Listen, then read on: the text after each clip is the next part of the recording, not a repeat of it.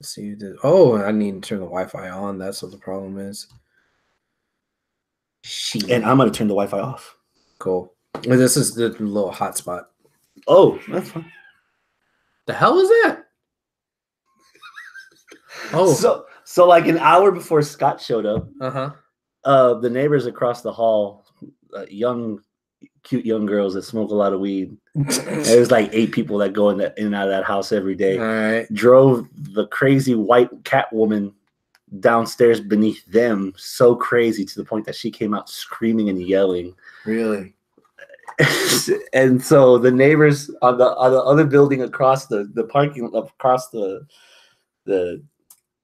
grass here, they started chiming in and cussing this old lady out. I don't know. She's been here for a while. I've only been here for like 6 months. So I don't know what the hell's going on with these crazy people, but God, it was fucking hilarious. And they're like, I'm gonna call the cops on you. And I was like, man, poor Scott, if he tries to walk in here, beard and all scruffy ass hair with cops and shit, walking up the stairs like, you're one of them, aren't you? You motherfucker. That's awesome. And then one of their friends showed up and they were banging on the door, police, and they opened the door. Oh my God, it's like, you dick. It was fucking hilarious. Last night was fun. Last night was very fun. I bet. Yeah. All right, there. Now I just need a copy of the link and I can share it. Oh man. A bunch of crazy ass shit. All right, so we got all our notes? Yep. Cool. All right, just posting it to the old Book of Faces. No, I don't want to do fucking updates. Fuck you and your updates. God damn it. My phone's like, want to update? No, bitch.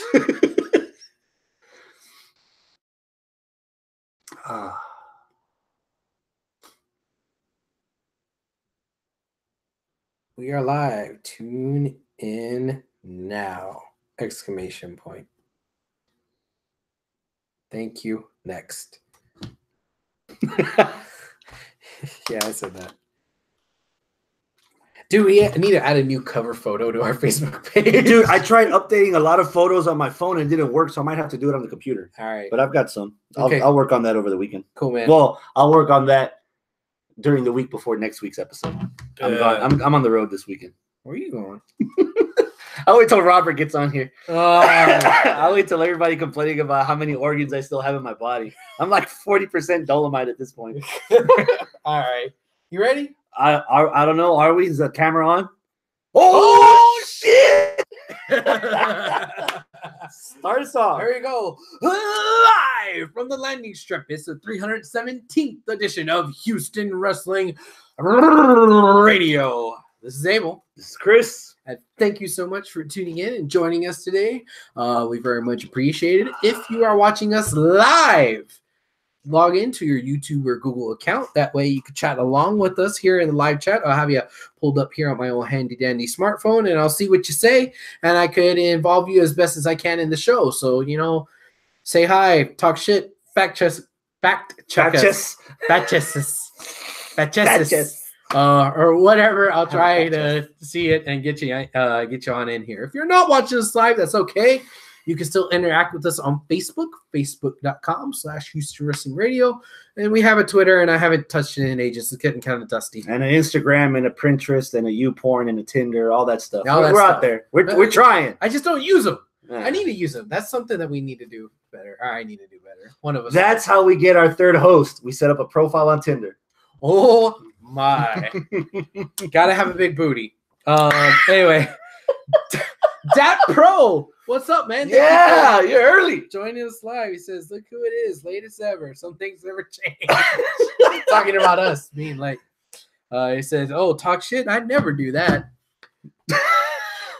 Well, you see, Cowboys fans, never mind. Oh, Lord. Remember, he's an Aussie, so you can't. Oh, okay, yeah. Since he's an Aussie, that means he's tougher than us. He's waking up to us. Yes. Ooh, he's got that morning wood. Oh, man, don't turn on the lights. All right, Chris. Whew, what are we starting off with today, sir? Man, let's tie up a couple loose ends from last week. All right. You, yes, poor thing, yes, went Han Solo last week. I sure did. Fwing. Yes, you did good. Thank you, sir. You a lot of the chat room. For some reason, the one day that nobody but you were here, everybody in the chat room decided it was an anniversary and let's all show up and let's throw able some cuetes and shit. Yeah. Y'all were talking a lot about all elite. Correct. Oh, Dat Pro guy says it's 1 p.m. over there right now. Oh wow. Okay, 1 p.m. tomorrow. I think 1 p.m. yesterday. No, 1 p.m. today. I don't know. Time goes backwards there. Anyway, I'm sorry. I'm curious to see how WWE is starting to handle the situation. You know, I've said it for weeks. I've said it for months. I've said it ad nauseum. I could taste it in my throat every time I mention it. 9 hours of fucking television. Yes. 9 hours of WWE program. However, the All Elite stuff is starting to get very interesting.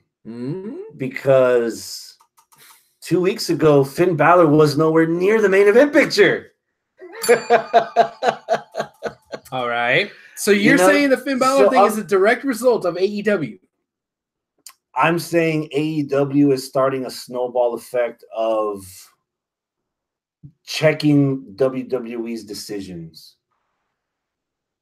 Okay. On the basis of, dude, we might need to reconsider whether we don't or have to push Seth Rollins, Daniel Bryan, AJ Styles, Dean Ambrose, Finn Balor, Adam Cole, Bay, Undisputed Era, Mike Kanellis.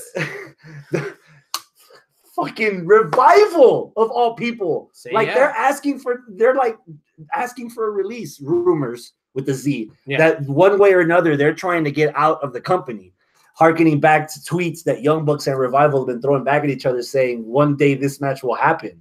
Like, WWE is starting to realize we need to figure out what to do with a lot of these characters, because if we don't give them what they feel that they're worth, not just money-wise, but time spent on television, that they can find it somewhere else. And this isn't just the Quickie Mart that's opening across the street. This is a fucking Walmart with the Sam's Club next to it.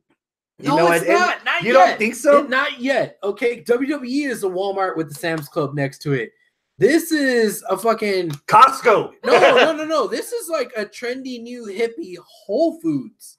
This isn't quite exactly the big mega corporation. It's a small itty bitty fucking corporation, but it's got the nice and shininess to it where all the hipsters want to go and check it out because this is where the nice stuff is. And that's what it is. It's not quite there yet being as big as fucking Walmart or as big as WWE. It's still an indie promotion. 6 months from now. 6 months from now. Fuck you, Robert. Hey, meddling. Robert says, yay, no lonely Virgil Abel this week. You should have put the Houston Wrestling Radio banner behind you last week. You would have been just like Virgil. If you don't push guys that have popularity in the indie scene, right? 6 months from now, a year from now, the first place they're gonna go to isn't Ring of Honor. It isn't New Japan. It isn't Rev Pro. It isn't Evolve. It's gonna be AEW. It's gonna be AEW because as of right now, because it's the flavor of the month. Not how long that month is gonna last. I don't know.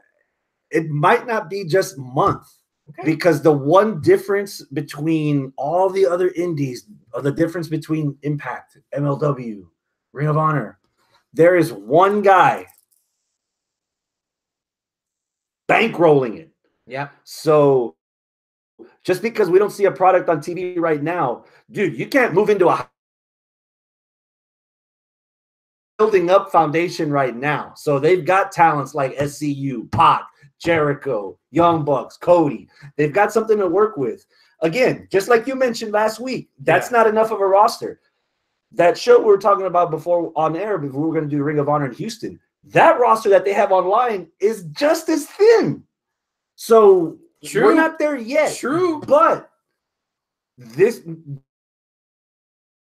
you let somebody that has value that you didn't know had value or you didn't think had value, and you let them go. Watch somebody shine that up. And that's the fact that with all the past experiences of WCW, of fucking Vern Gagne and AWA, and all trying to do the compete and bring in guys to try to compete with WWE, the fact that we're getting to watch this now from the beginning, from the grassroots, before it gets to WCW levels, I think that's what's most interesting, and that's what's got the most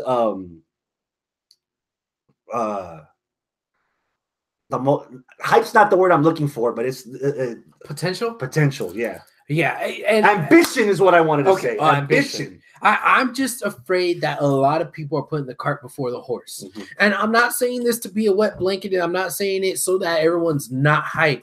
I'm saying it because I want to temper my own enthusiasm, because as of right now, yeah, sure, they got the dude that owns the Jacksonville Jaguars. 15 years ago, oh shit, Jacksonville's getting an expansion team. They're going to be great. Have they won anything? No. Not yet. Well, even longer than 15 years ago. But they've been in a Super Bowl once, I think twice. Once. I think. The one here against New England. It was New England versus Jacksonville here at Reliant. I don't know. But they haven't shown a whole lot of potential yet. WCW, what happened to them? They lost to WWE. Impact, what happened to them? They lost to WWE. They lost to WWE. Oh man, I don't want to eat an apple because eventually it's going to be a fucking core. No, remember when you were biting into that apple? I know. 86 weeks WWE. I'm not saying that I'm not going to enjoy that apple. I'm just saying that apple's still at the store. It ain't even on my counter for me to eat yet. It's still on the farm. It's still at the fucking farm growing on the tree. I don't know what it's going to be like once it gets plucked, once it gets processed, once it's put in the store, once I grab it out of the fucking thing and put it in my shopping cart, once I bring it home and I put it on my fucking table. Like, there's a lot of fucking steps to get to where a lot of things can go fucking wrong. And in the past, a lot of things have gone fucking wrong with different pieces of fruit. Being Impact, ROH, WCW, all the other fucking indies out there that have tried and failed. But there's a lot more flavors now. That's true. You want some papaya? You want some kiwi? I'm not saying this isn't promising. It's fucking promising as shit. But you just don't want to be let down. I don't want to be let down yet. The deeper you fall, the deeper the hurt when you break up. There you go. Yep. I got you. Yep. Okay. Yeah. Dat Pro guy says it's not going to be ripe for at least 6 months. Is that how you guys do it down there? Okay, 6 months. 6 months. 6 months. 6 months. Have we talked about 6 months before we hit the record button today? I guess. Man. Let's get right into the thick of things. Oh, we weren't already? Okay. Well, we're getting there. All right. Which segment was more objectifying to women? You should enjoy this because you live with two feminists. I do. On the one hand, in the red corner, Monday Night Raw. A moment of boobs. Boobs. Yeah. Moment of boobs. And on this corner, in the blue corner, Tuesday Night SmackDown. Right. Mandy Rose trying to sleep with the goddamn Uso at the hotel. A night in Birmingham. All right. Which one? Okay. Which one is more? You pick the word: objectifying, tasteless, stupid, unnecessary. Well, because I think there's two different problems with these two different segments. Okay. Start with Raw. I'll start with Raw then. I'll go order. Objectifying in women. All right. I would say that this whole thing was needlessly objectifying. Look, Alexa Bliss is hot. I know she's hot. I oogle her. Fucking my wife, my fucking Randy has a larger lady boner for her than I have a male boner for her. Okay. Like, if Randy gets a chance, she would leave me for Alexa Bliss. Like that, yeah. So seeing Alexa Bliss half naked, that's okay, cool, But why? And I don't think it was like, and we kind of had this conversation with Arnold via text message. Arnold's not here. Baby could show up any minute here. So he's still on baby watch. Anyway, Arnold's not here. And his thing was that, well, I guess I'm just a perv. I really liked it. And I'm like, okay, cool. And then he was like, hey, fuck whatever all the haters are saying because everybody's in an uproar. And I'm like, what are you talking about? Everybody's in an uproar. I didn't see everybody in an uproar. Read stuff in an uproar. I didn't really see it. But I could tell you what did happen when it happened. The segment went down. I looked at it and I went, that was weird. Is this leading to anything? And then it didn't. And I was like, huh, I guess Vince is running the show and he just thinks that, you know, all right, that would be a good thing to just kind of throw up there just so that he can get ratings. And like, that's it. Like that was it. That was the end of it. The end of my thought process, the end of the conversation in my house. It wasn't like, oh my God, this is so bad and it sets fucking feminism back 20 years. It wasn't that. There wasn't an uproar. It was a stupid WWE. All right, whatever. And then they moved on. And I was kind of like holding my judgment. It's like, well, is this else? No.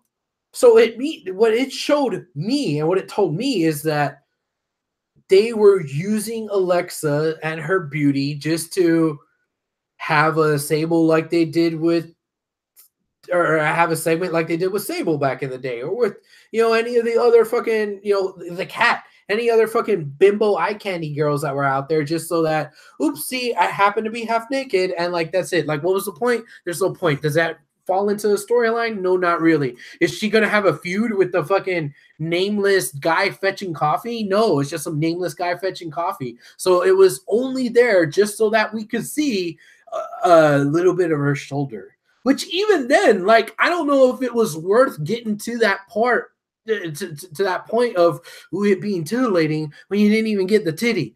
Like, it was just shoulder. Nothing like, near it. Yeah, like she was like this, and you didn't see it. You saw her back, and that's it. Like, dude, is this fucking... Half the wrestlers have their singlets where you have open backs and you see it anyway. Dude, is this 1920s porn? Like, am I going to show you a little bit of ankle and now you're going to get all hot and bothered? Like, what happened to your ankle? Oh, that's a thing. It's growing there. It's been there since I was like... Razor blade is a whiskey if you want me to cut it out right now. I don't think it's a sin. That's my boner. But like... And when Arnold was making such a big deal about it, like, oh my God, I loved it. I was like, dude, you could just see her in any other photo shoot and see more. Like, why is this? So I don't know, man. Take it away.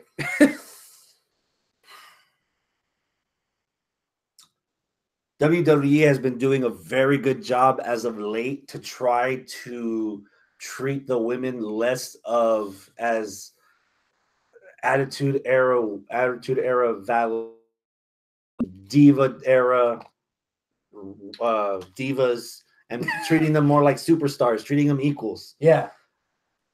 I didn't have this feeling at all. The first thought I had was, I think Vince is having a hard time trying to let go of his show. And that also falls back to, it feels like other things around him are making decisions for him. For example, the AEW stuff, where now I can't just focus on, oh, I like big beefy guys like Lesnar and Strowman. Oh, I like titties. Like, now I have to focus on wrestlers that can actually do things, people that are credible, people that deserve an opportunity, as opposed to people that I just want to front run because it's my show. I'm the puppet master and everybody else is dangling. Once it went to commercial and Travis started fast forwarding, that thought was gone. Like, okay, next segment. Okay. That was it. Yeah. It wasn't until Arnold mentioned it in the chat room that people were upset, where I tried to look at it from the other side. Oh, yeah. And that's when I started thinking, did we really need that? No. You know? Not just did we as an audience need that. How many times has Alexa won the women's championship on both brands? I think she's a 4-time champ now. She's won it twice on both brands. She has her own talking segment now. Mm-hmm. One that very few wrestlers ever get. Some of them very popular Hall of Fame wrestlers. Mm-hmm. Have. It served no purpose in getting Alexa over. She doesn't need it. Alexa has enough stuff. She's up there. She's that over. She doesn't need help getting over. What that was for was not getting Alexa over. That was getting ratings that we have and put them on there half naked. And that's it. Like, you could have used anybody else in that segment and it didn't matter because it doesn't have story to it. It doesn't have a reason to it, or rhyme or reason at all whatsoever. So it could have not been Alexa. It could have been anybody else. It could have been Sasha, Bailey, Mickey. It could have been any one of those girls. Well, although probably Alexa would be the best looking out of all of them if you were just going off of that. You know, well, okay, I know there's maybe some debate there. Yeah, yeah. All right, there's it's a little bit of debate there. You know? We're master debaters over here. But I mean, you have so many other fucking beautiful women that it didn't really even matter who it was. Yeah. To do that segment, and it was just so blatantly a ratings grab at the objectifying of a beautiful woman. And here's the other part that crosses it with me. I will never, ever think for a million years that I'm ever going to see Ronda Rousey in that kind of segment because she doesn't need it. I don't think at this point in time, in the midst or in the opening chapters of the new women's revolution, I don't think anyone from Raw, SmackDown, NXT, Impact, Lucha, any wrestler having to pull out her tampon, no one needs to do anything like that for the sake of getting over. You can get, if you're already over, you don't need it. And if you're trying to get over, you don't need it because now you're just like the men. If you have enough personality, if you have enough charisma, if you have enough talent in the ring to make other people look as good as you do, then you don't need to be half naked. You don't need to be put in this situation where a boss tells you, hey, if you want that push, you need to do this segment. That being said, I'm not complaining that she was half naked.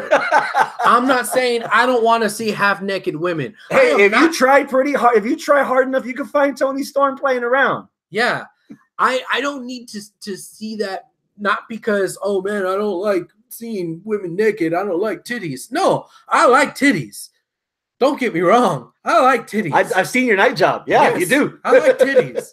But I can take out my phone right now, just kind of angle it away from Chris and angle it away from the camera, and I can see the most depraved shit I could think of and then some at the fucking snap of a finger, faster than Thanos can go like that. You know, like I can see whatever the fuck I want, and I don't need to see it on wrestling. You know? So, I mean, don't think, oh, you fucking precious snowflake, you don't want to see tits because you're a pussy. No, I like me some vagina, and I like to see it, but I can see it on my own without having to ruin a wrestling show or a wrestling career. This isn't the 90s. This isn't 2000s. We're not watching wrestling to watch girls in situations like this. Yeah. Dude, I love the meme that always floats around when wrestlers talk about wrestling of how good Ring of Honor is, where Maria Kanellis is in like the skimpiest of outfits ringside, and all the fans are looking at what's inside the fucking ring. We're at that point now with WWE. We don't need that. Okay. We, as a fan base, I don't think we want that. Ooh, and this is going to be a great segue to the thing on SmackDown. All right? Boom. So you talked about everybody was looking at the ring instead of Maria Kanellis. However, there's that really, really good fucking iconic thing from New Japan where Maria Kanellis is standing on the apron, seducing AJ Styles, shaking her little thangy thing. No, she was seducing Gallows. No, Anderson. Or one of the two. It was Anderson. And AJ's like, bitch, step up. And then AJ's like, look. And like, okay, that I'm not complaining about. You know why? Because it wasn't objectifying to Maria Kanellis. It wasn't saying, hey, look at this beautiful object. It was Maria Kanellis, a smart manager, I'm going to use something to try to distract somebody in the ring and turn it into a fucking story. Yeah. A short story, but a story nonetheless. It was part of the angle. Mm-hmm. And did I enjoy looking at Maria Kanellis' ass? Yes, I fucking did. But the rest of that match was awesome too. Yeah, six-man tag. It also made sense. It wasn't like a fucking ratings grab just for the sake of ratings and that's it. You got to give me a little bit of context, and that's what happened here. This is bringing me to what happened on SmackDown. On SmackDown, I would sit here and I would say, hey, it was he rolls over as a heel. Her heel partner even thought she was doing something pretty despicable. She was doing something so heelish that the babyface didn't even fall for it because it was so outlandish that the babyface was like, we're going to fucking set this bitch up. And it was cool. The part that I had the problem with is that this made her look really stupid. And why the fuck was there, thank you, Robert, for also bringing this up, because I was going to bring it up too. Why the fuck was there a paparazzi in the room that already has the camera, because you know there was 2 different camera angles, because he had a camera on the Uso, and then in mid-room, there was a camera on Mandy, and then there was a cameraman. How many motherfuckers are in here trying to fucking film shit? Like, that just took me out completely of the whole goddamn thing. It was a very poorly executed story in and of itself. Like, the angle, I understand what you're trying to do on the angle. Is it objectifying? Not any more objectifying than what Maria Kanellis did in New Japan. All right? Was it definitely less objectifying than what happened with Alexa? Yes, because it didn't even need to be Alexa. It could have been just any set of boobs. It was just, hey, look, we're teasing boobs on the TV. That's not what this was. This was Mandy trying to do something despicable that's going to make you boo her because she's a bad person trying to use her body to hurt another competitor. That's not the B word I would use, but we'll stick with that. Okay. but you hit it the nail on the head on that one. They failed on the execution. Yes. Because I watch a lot of fucking Maury. And I've been in that dude's position before. All right. And in the beginning, hey, what you gonna do, Oos? Bitch, I'm married. What the fuck you think I'm gonna do? But no. Why the fuck is... I don't know. Maybe, it's... I mean, have you seen her? Yeah. You're gonna actually take the risk of making... It's Jimmy, right? Or is it Jay? Jimmy. It's Jimmy. That was the other thing. From the moment I saw Jimmy in the hallway, it's like, oh man, you done already incriminated yourself. Why are you even here? Like, even if you didn't put the P in the V, it doesn't matter because you showed up. Right. So you look bad. If they would have executed it to where this white girl's so dumb she can't even tell us apart. If it was Jay. I thought that's where they were going. And I was hoping that's where they were going with it, Jay. And because I had to turn to Randy. I was like, is that Jimmy or Jay? I'm not sure. and pull the hook. Like, actually turn out the lights. And if you want to go that far, if you're trying to make it entertainment, have the illusion that they did sleep together. Mm-hmm. And then the other cameraman's in the hallway with Naomi and Jimmy is like, Jay's having a good time. You want to ruin it for him? I made a copy of the key.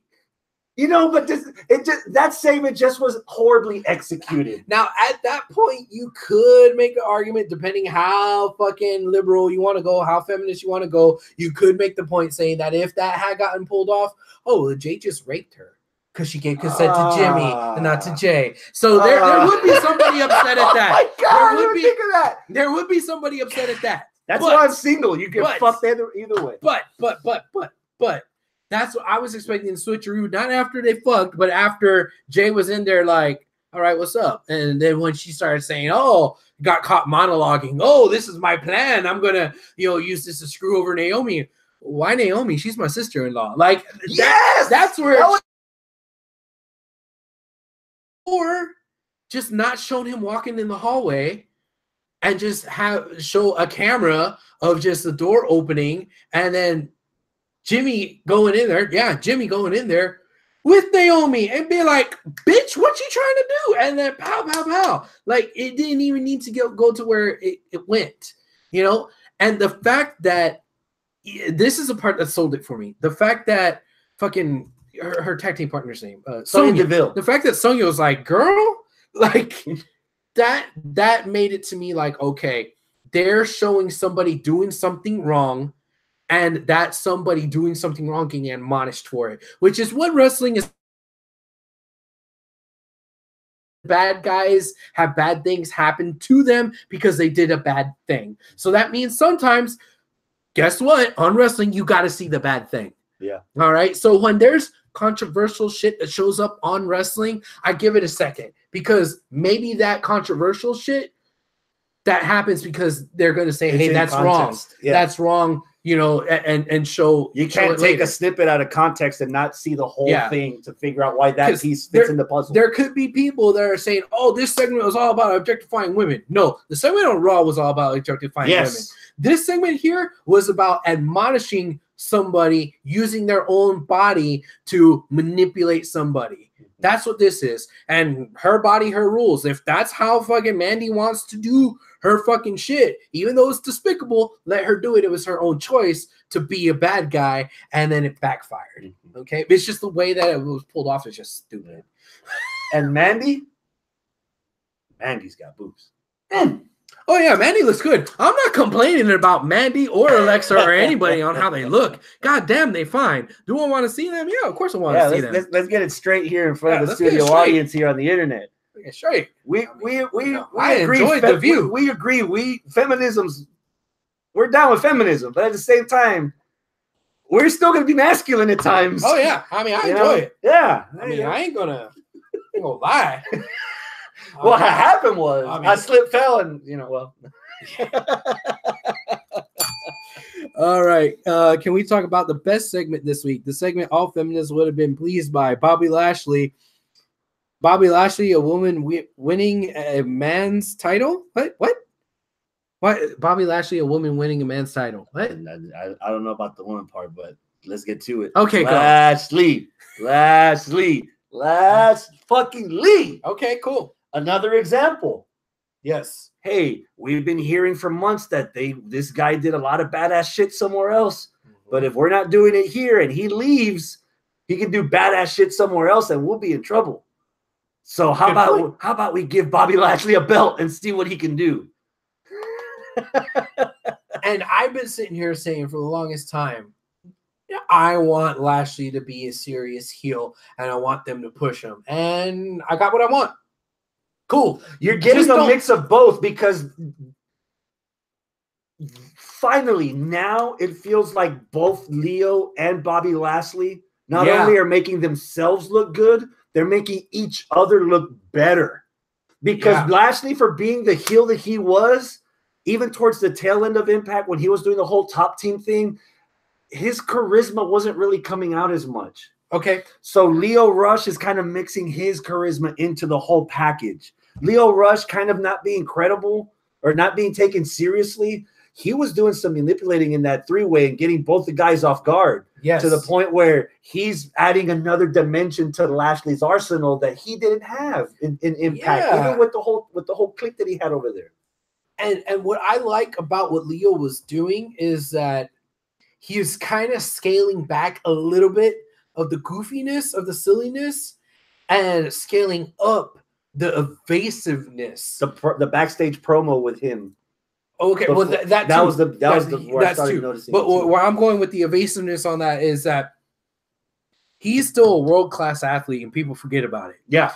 So when he tries to get into the ring and he's distracting folk, he's not the cowardly heel running away. He's somebody who's capable, but who's really good at running away because he's got them hops. Yeah. Like, I'm going to get him. Nope, backflip. Oh, slide this way. Oh, run that way. Okay, big man, take him out. Yeah. Like, give me Leo versus Seth on the go home for Rumble next week. That could be cool.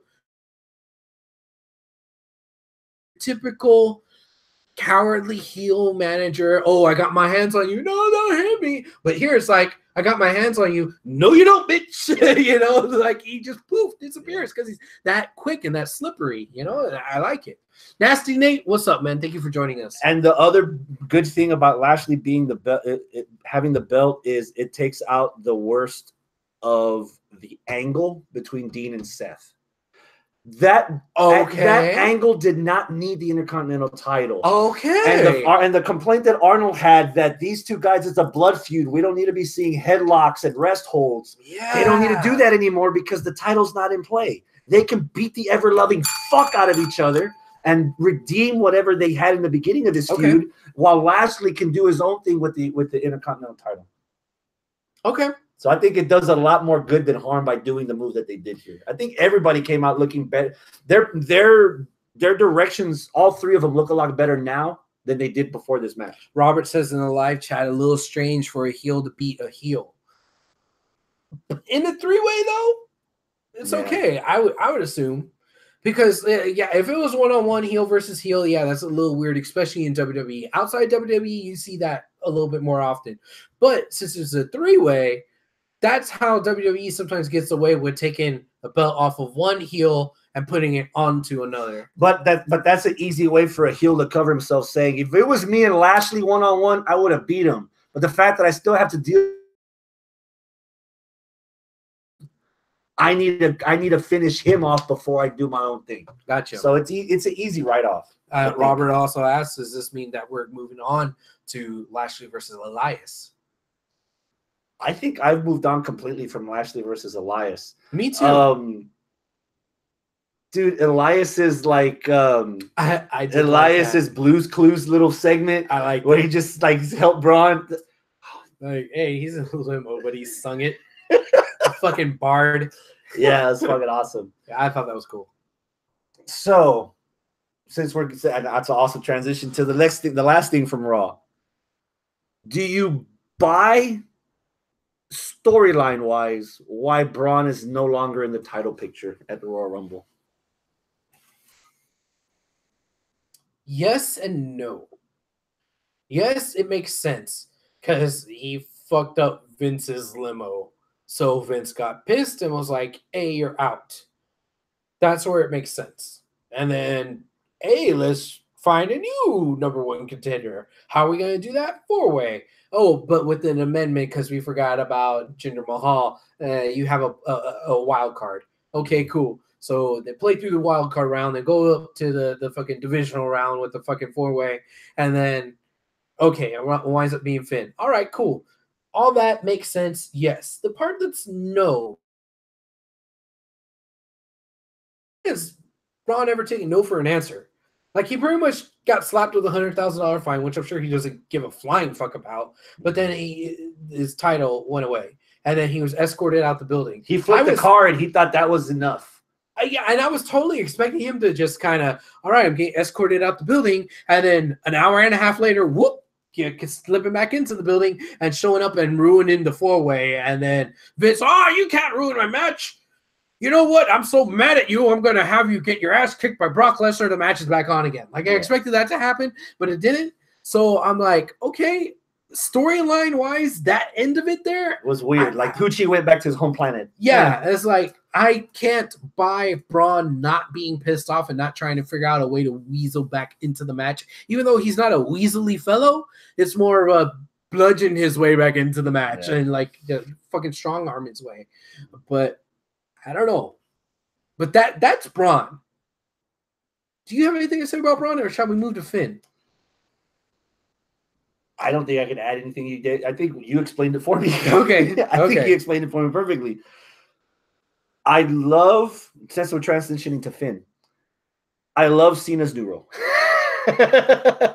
Cena is filling in Jericho's shoes because where he comes back with a weird ass haircut.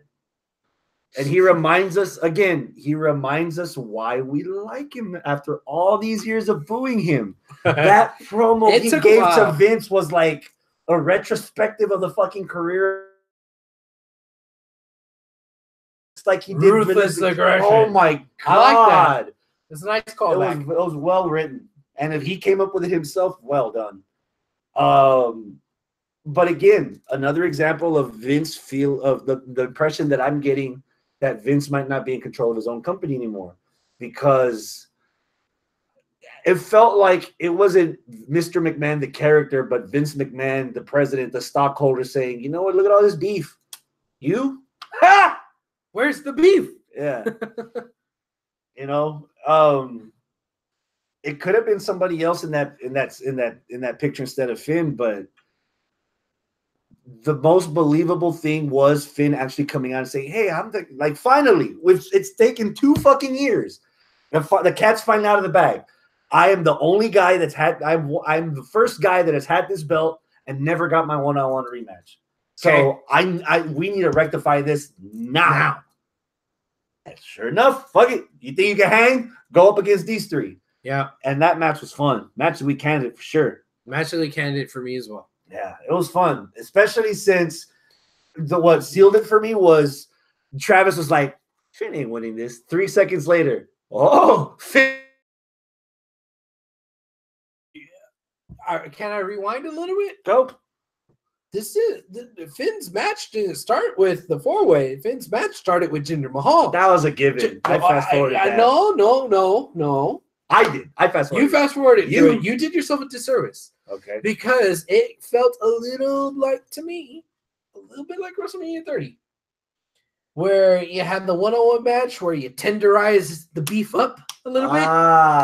Okay. And I never thought that Jinder was going to win. All right, let me put That's there. why I skipped it. But what I did, or what I was surprised by, was the fact that Jinder laid such a fucking beating on Finn that I'm like, there's no way Finn's going to win this in the four-way. Or maybe he's getting such a fucking beating that he is going to win the four-way. Holy shit. Yes, beat the fuck out of him. Yes, make him an underdog. Fucking break his bones. Please do it. Like, beat him more, because I know what that means at the end of the night. But that's exactly what that match did. That match, dude, fucking Jinder fucking laid his hands on that guy. And he can be stiff. And he was selling the fuck out of it. He just kept getting thrown. Finn, he was like, I can't breathe. You know, like it was intense, which was good. Not because, they made the match itself great. No, it lent itself to a better story in the four-way later on. Mm-hmm. And like, if you watch both of those, knowing the story throughout the night of how you got there at the end of the night, that it adds even more to that four-way match. That four-way match, you already said, just only watching that, skipping through him versus Mahal, is still a match of the week candidate. I agree with you, but let me also say, you maybe missed a little something extra, that little extra fucking parsley on top with that match before. And I'm allergic to parsley. Well, okay. Just kidding. I think we're halfway there. Okay. Because there's, as much as people complain that Finn's not back where he needs to be in the main event title picture, there's one complaint. There's a 1, and then there's a 1A. Okay. And I'm hoping that this Monday they rectify it. Okay. Or they go towards 1A. And I would like for it to be clear that Brock Lesnar will not, he's not going to be wrestling Finn Balor at Royal Rumble. Why is that? He's going to be wrestling the Demon. Oh! Paul Heyman has done such a good job in the past 2 years for whatever you think about Lesnar's run as Universal Champion. Every contender or possible contender that's been in Brock Lesnar's way, Paul Heyman has done a better job of building them up, better than any active wrestler has for any of their feuds. Gotcha. So I would like for Brock to just laugh this guy off on Raw, on the go home, on the contract signing, and then Finn's like, you know what? I've looked up to you. I've seen you in Japan. I've seen you in UFC. I don't think I can beat you. I know who can. Lights go out. Finn's gone. The Titantron goes on. And it's that clip that WWE likes to show where it's Finn Balor, but he transforms into the Demon, and then like the end's the Demon, and then the lights go out. That's the other segment. Okay. And just set that shit up. If we get Brock Lesnar versus Demon Finn at Royal Rumble, the Beast versus the Demon. Fuck. Fuck. Yep. I would like a change in tune from Heyman on this particular feud. Okay. Now, this is going to be a complete polar opposite of what you just said, so they would go in two different directions, but I would like, because you said this yourself, Heyman's been really good at building up everybody, right? I would like Heyman to not build up Finn. I would like Heyman to be like, Finn, you're getting destroyed. Not this whole, well, AJ Styles is a really great competitor, and AJ poses a threat to my beast, and but my beast is my beast. No, here it's, you're serious? Let me laugh harder. Yeah, you're gonna die, Finn. Like that. I want that from Heyman, or even from Brock. No, just a grunt, specifically from Heyman. Okay. I would expect that from Brock, because Brock's a big dumb oaf who will kill anybody, and he thinks he can kill anybody. The brain is Heyman, and Heyman's brain always is a formula. And we've seen it enough now where it's not even like a backstage insider formula. The formula is I build up the opponent so they get a false sense of pride. Thank you, of confidence, and then build up my beast, and then the beast is going to eat them. Look how good this guy is. My beast is better because he beats. Wow! Look how good my beast is because he beat a really, really, really good guy. Yeah. But no, here it's like, why are we even messing with these table scraps? It's Finn. Please, please. That way when Finn wins, oh my god, he beat fucking Brock Lesnar. You know, like it's a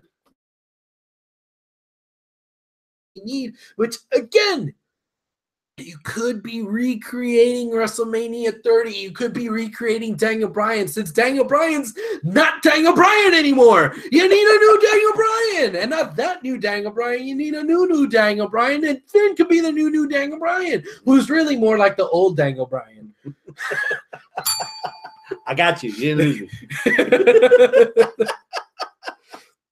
The Demon versus the Beast has to be in the tagline. Yes, thank you, Robert. Oh, Robert says, I'm just glad Jinder didn't concuss Finn again. Oh my god! Oh my god! Imagínate.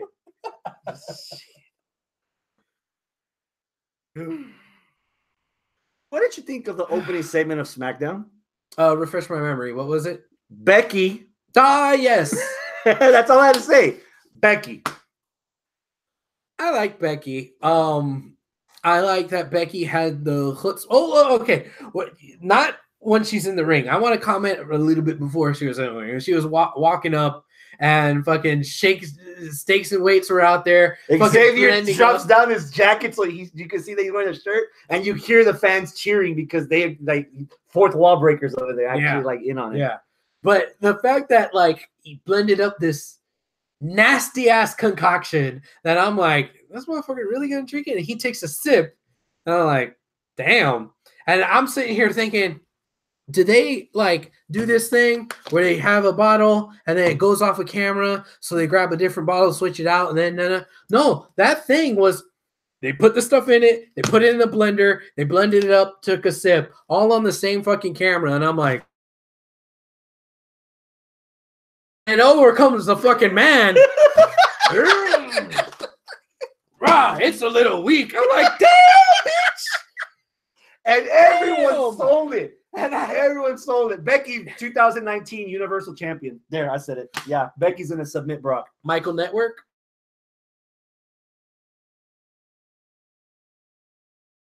I guess a better chance than AEW. What's A24? I don't know. Tell me what you mean. What's A24? A24 has a bet chance than AEW. I don't know what that means. Becky. So yeah, that right there had me impressed, right? Becky goes out to the ring. She cuts a badass promo. She's being badass. Asuka comes out. She tries to cut a promo in English.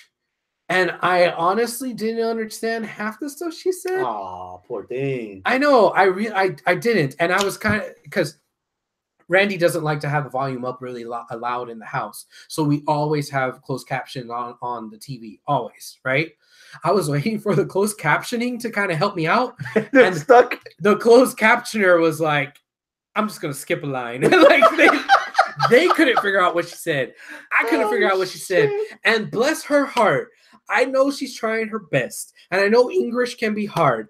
And I feel shitty for even saying it that way. But God damn it, WWE, why don't you just let Asuka do what she did towards the end of all the fucking segment after the match, where she just got on the mic and rattled off a bunch of crazy ass shit in Japanese. You know what the best part of that just was? Do it. What? I understood exactly what she said in Japanese. And you don't speak Japanese? None. That's very little. None. She pointed at Becky, chair. She pointed at the one that hadn't got her ass whipped, ring. Up the top, yeah. God. And I knew it. She wants the other one.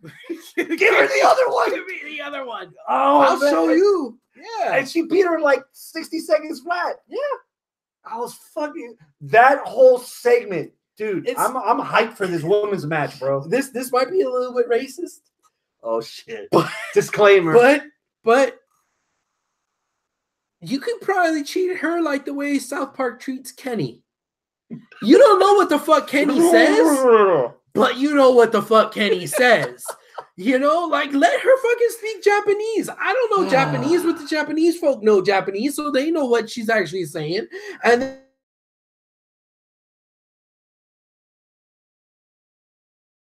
it looked like the two dumb Aussie ones. Yeah, I said that pro. The two dumb Aussie ones didn't know exactly what she said, and Becky kind of didn't know exactly what she said, but they were able to piece it together themselves, and they respected it. Like, they didn't say, "Bitch, I don't understand what you said." They're like, "What'd she say?" Wait, I think I know what she said. Houston Wrestling Radio. Yeah. Proud supporter of feminism. American feminism. Fuck you, Chris. God bless America. MAGA. Dat Pro says Asuka beats Becky. Becky wins the Rumble. Yup. Possible. Or Fastlane. Becky and Fastlane. I don't know. And we got Chamber in between too. Yeah. Which is the last thing I want to talk about for the main brand, because I want you to help me out here. We're going to do I know we're 5 weeks away, but we're going to do a nice little game here. Name me 6 female tag teams in total from Raw and SmackDown that are going to be in this chamber. 6 female because tag I came teams. up with 5. Okay. I need 1. We got Sasha and Bailey. Given. All right. We got the Iconics. Given. You got Naomi and Asuka. Asuka's a women's champion still. Oh. That's why I didn't have her on the ballot. Oh, that's a good point. Then All again, right. if she doesn't have to, and that's the weird thing about having 2 pay-per-views between Rumble and Mania now. Remember, we have Elimination Chamber in February and we have Fastlane in March. I'm assuming Becky wins. Becky wins at Rumble. Then at Chamber is Becky and Naomi and Asuka competing for the so how does title. Ronda end up fighting Becky at Mania? I don't know. I guess I'll just go kindly fuck myself. All right, so you take the microphone with you. All right, let's put that one on the back burner. Okay, yeah, I did. Tamina and Nia. I got that. The Mandy and Sonya. Got that. Okay. I don't know. You I got the Riot Squad. Oh, the Riot Squad. 2 of the 3. Duh. And I'm missing 1 team.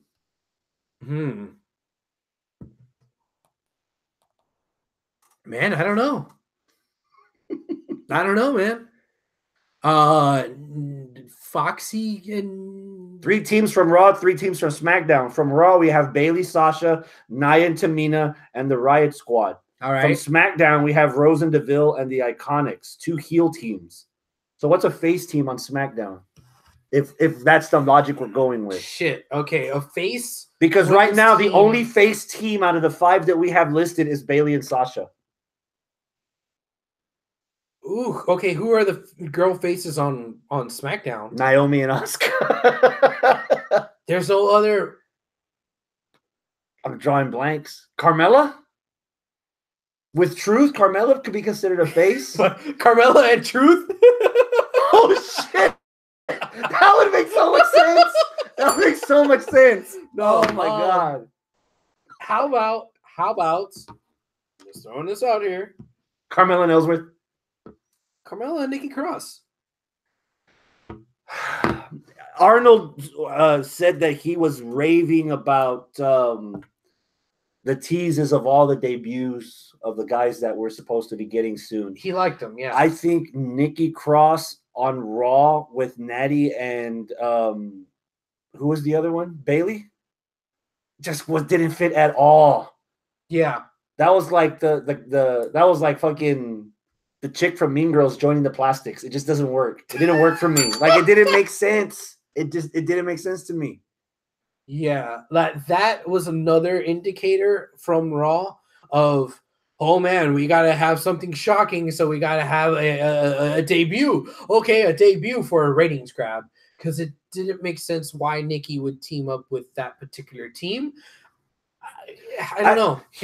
You have a very good opportunity on that main roster to have some ambiguity. I don't see Nikki Cross as a face. I don't see Nikki Cross as a heel. I just see Nikki Cross as crazy. As crazy. Yeah. She has no friends. She doesn't necessarily have any enemies except the enemies that they themselves create towards Nikki. Right.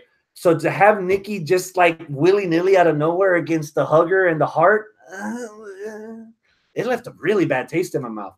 That's 2 strikes. I mean, she tapped out to Becky in her debut on SmackDown, and then this. Like, I'm scared.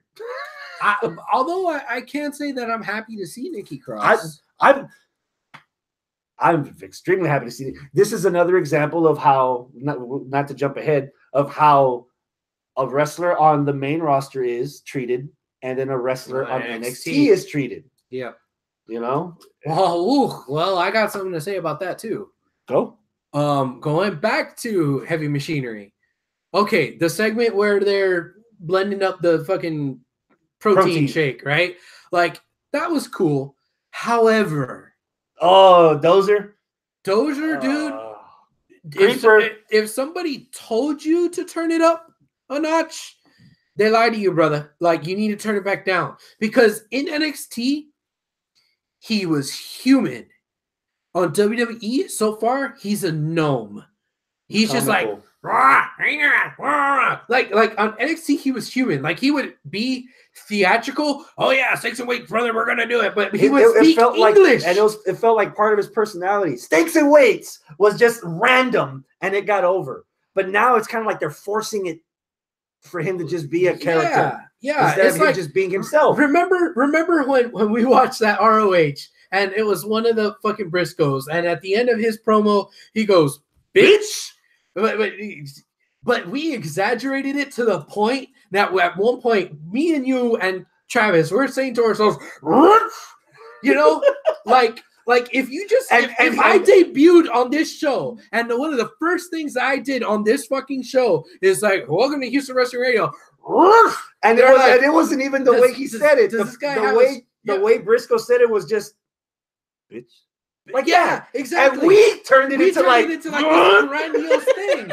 Yeah, and that's kind of how I feel. Yeah, right now, Dozer is like he's not even speaking English. Is he having a stroke? He's quacking.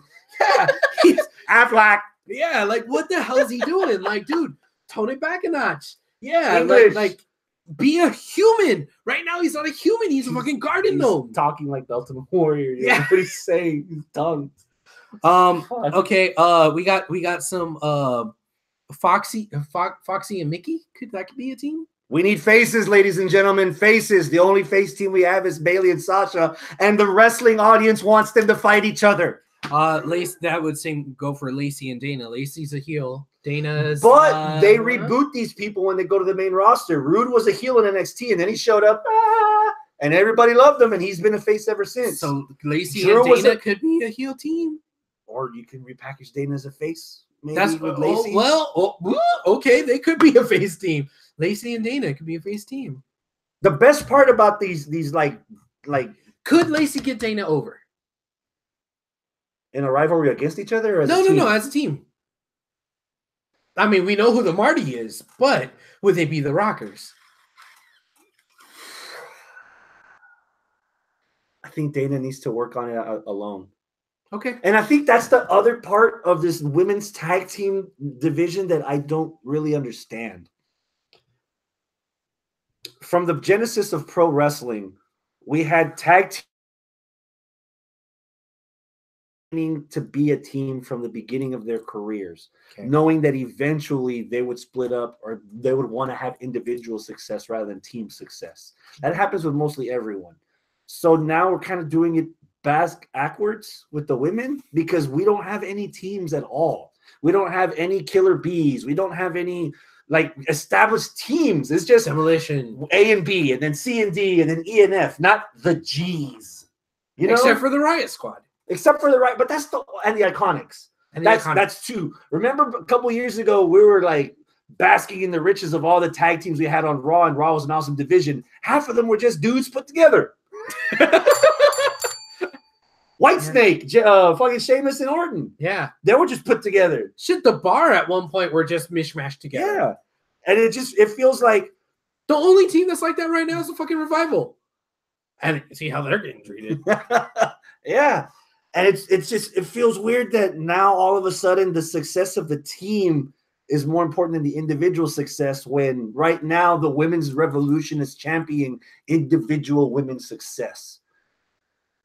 Or just the success as a collective of all the women. I think it's going to be a success of the collective of all the women.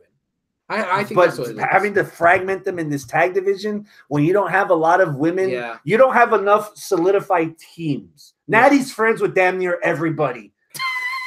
Wait. Depending on how you want to look at it, because they got their own fucking show. Nikki and Brie are faces. Oh, fuck me, man. That's what it's gonna be. It's gonna be Nikki and Brie. Fuck, dude. No, that's who it's gonna be because WWE thinks they're baby faces. Nikki and Brie put over Bailey and Sasha at Mania for the titles. Yeah. Maybe the payoff. Yeah, but that does mean that they're gonna be in this like match. Vegetables make you feel better, even though they taste like shit.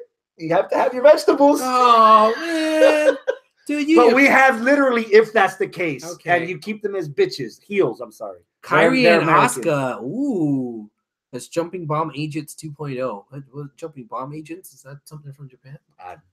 Okay, but yeah, I like Kyrie and Asuka. That'd be cool. Or Kyrie and Io Shirai. Ooh, so. Arigato gozaimasu. Yeah, there we go. They're faces. Yeah. They're one of them's known because she won the Mae Young Classic on the telly, while the pay-per-view could make it happen. But I was just trying to figure out how is this the one division that's spread over both brands because you don't have enough. You don't have enough women. Yeah. You don't. You're barely scrapping legends to get your first ever women's Royal Rumble. You don't have enough people. And see, okay, that's the. And that's only in the United States. Remember, you're trying to do UK as its own thing. Oh shit, you want a PC in India? That's gonna be its own crop of women. Goddamn. You know, we have to have one in every section of the planet, which is 3. You know, so where the fuck are you getting all these women? Are you gonna let transgender people be women and you're gonna fill the role? How are you gonna make this work? If you want to go that far, how will you make transgender work? Or am I going too far? Am I not allowed to go that far? Well, I don't know. We'll see. Fuck, dude. But the first vegetable's not that bad. We're getting 12 women inside an elimination chamber. Yeah, that's cool. I'm down, and I'm there, so I'm down for that. It was gonna be right here in Houston, Texas. Yeah. Bang bang. Oh man. NXT in a nutshell. Oh yes, NXT. Beautiful opening segment. Gargano comes out. 2018 wasn't all that. 2019 is going to be better. Gargano says Gargano. Okay. So he's throwing himself out there that he wants to take Ricochet's North American title. Wait, what? What about Ciampa? He's not looking at Ciampa. He's not worried about Ciampa. I couldn't win that title, so I'm gonna go to exactly. Okay, all right. So Ricochet comes out, sets the record straight, and then out comes Ciampa. Oh, okay, good. And Gargano's like, bitch, this ain't about you. Go away. I moved on.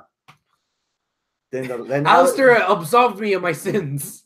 Alistair comes out on the screen. Oh shit! Take over Phoenix. Don't worry about your dog of war over here. You need to worry about me because I'm gonna make you fade to black. And then the lights go out. The lights go back on, and Alistair's behind Ciampa, and they're brawling, beating the shit out of each other, and they go off screen. Ricochet's in the ring, just smiling at the whole thing, and then pop, Gargano super kicks Ricochet right in the face. So that's our double main event for Takeover Phoenix next Saturday. Cool we have Black versus Gargano for the heavyweight title, and we have Ricochet against Johnny Wrestling, Johnny Takeover, Johnny Failure for the North American title.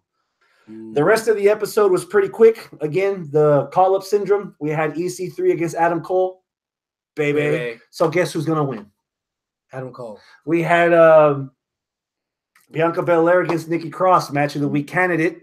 Oh, that reminds me. Go ahead, continue. Who do you think is going to win that match? Bianca Belair. Exactly. Undefeated. Still. And that's we just talked about the beef on NXT. I think I'm most looking forward to Belair versus Baszler because it's a dynamic we haven't seen. Heel versus heel. This just as a competitive contest between two women that think they're the best in the division. I'm fucking ready, bro. Okay. And then Eichner and Berthal, they tagged up and beat some jobbers. They're moving over to NXT UK. I think Only Lorcan and Danny Burch are also moving to NXT UK to beef up their division. Yeah. Okay. That's NXT in a nutshell. Next week's the go-home show. So next week's our prediction show for TakeOver, Phoenix, and the Royal Rumble. Oh, that should be a good one. Yep.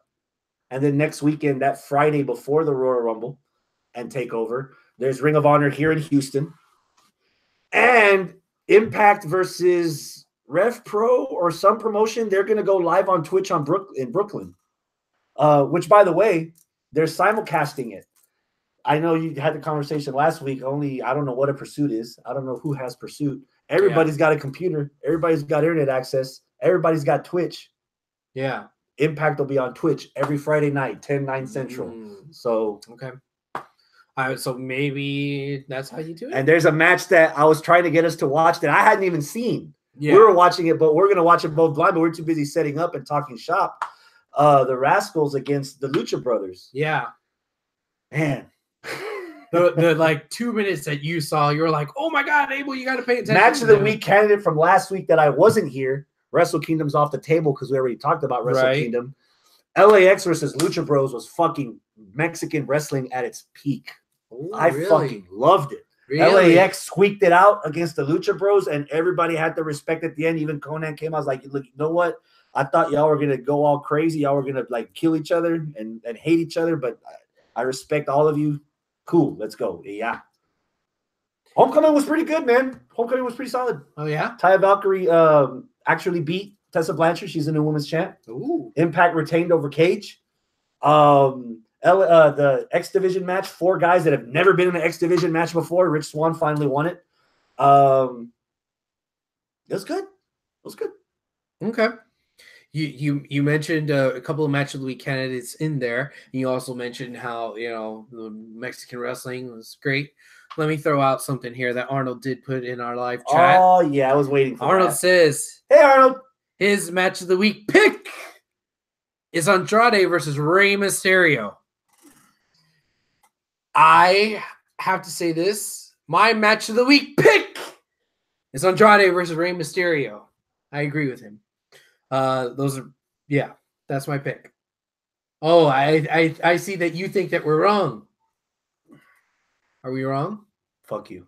Okay. From the moment you told me before I watched the episode that they dropped Cien Almas from Andrade's name, I was already disinterested in anything Andrade was doing. Yes. Anything. And you have poor, beautiful Zelina Vega out there who's just like sacrifice of the whole thing. That's what was so annoying about it. Because did you see the promo before? Charlie or Kelly or whichever one of the clones. Hi, here I am with Zelina Vega and Andrade. Cien Almas. No, she's like, Selena has a first and last name, but Cien isn't even Cien. He's just Andrade. And that's the part that irks me the most. Yeah. I'm going to channel my inner Arnold for this segment since he's not here. I think it's and it might not even be that big of a deal, but I'm just trying to perceive it from another point of view. I think it's a huge slap in the face of Mexican heritage in pro wrestling. Easily made more sense to just keep him Cien Almas, 100 souls, something to build off of. Somebody in WWE Creative, please tell me what the fuck is an Andrade? That's just his name. It's just this is Justin Andrade. That's just his name.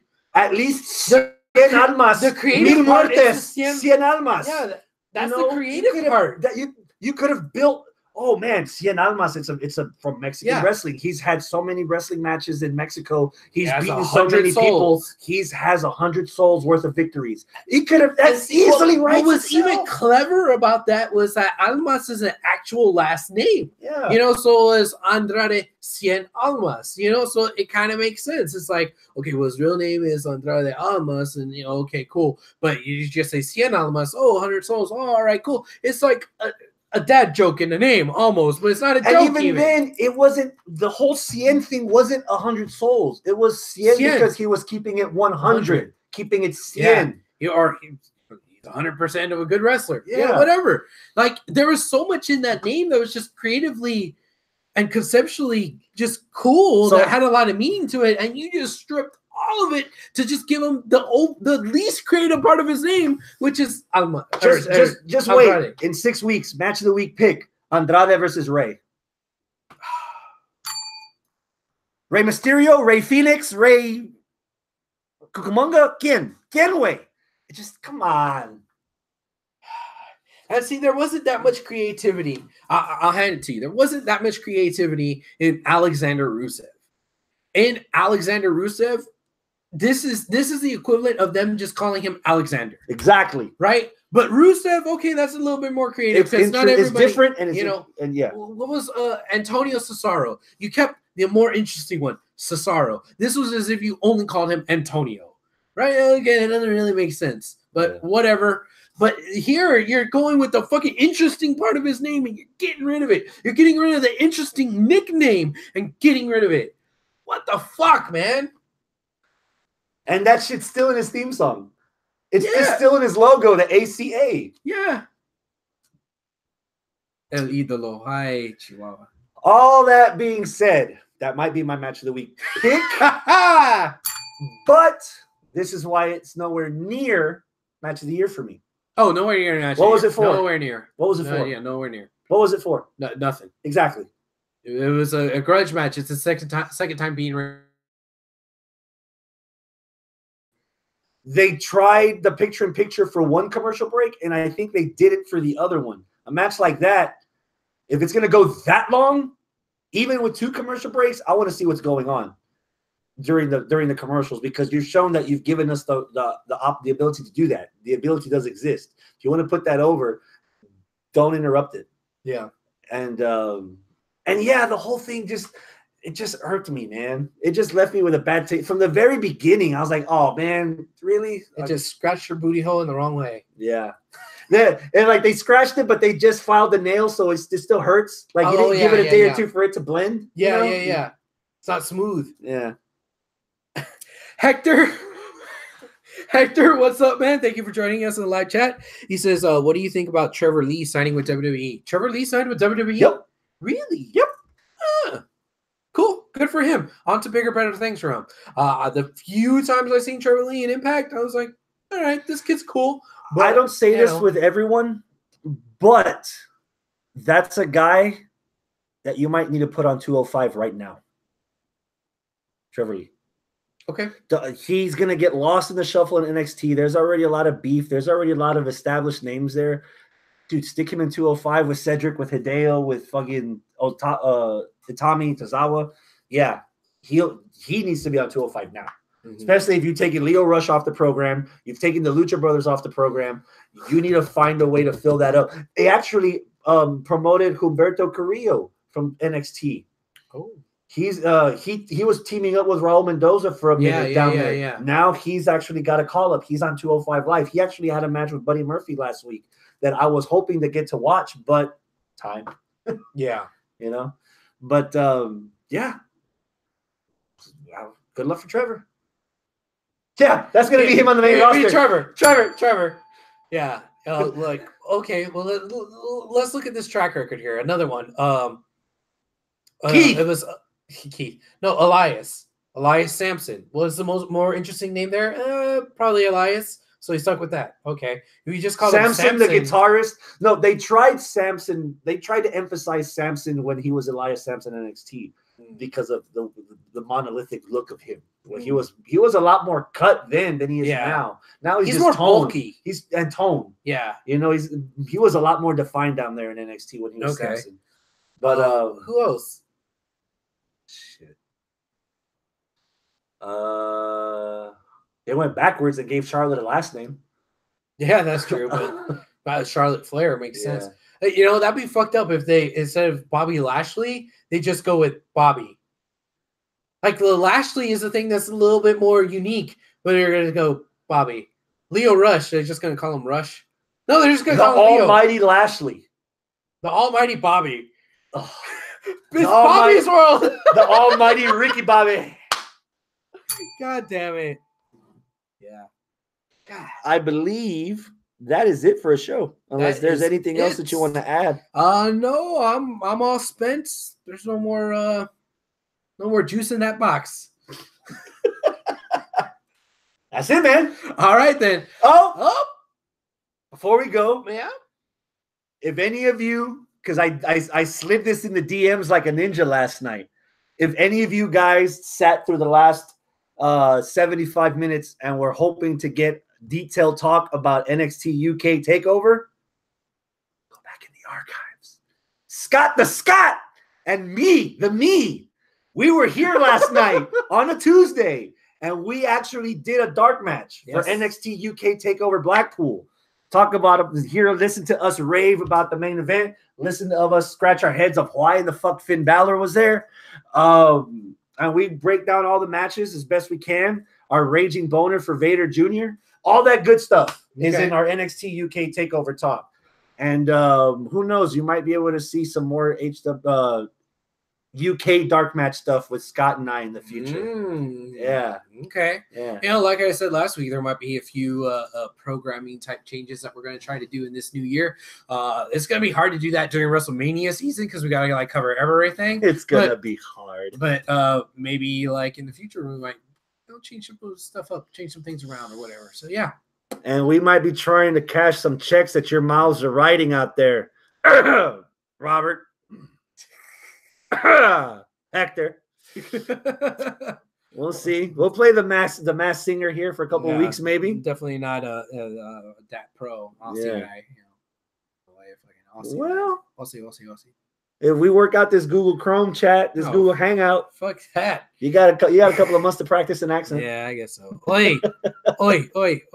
That's it. That's it. We're out of here. Adios, my friends. Keep it classy.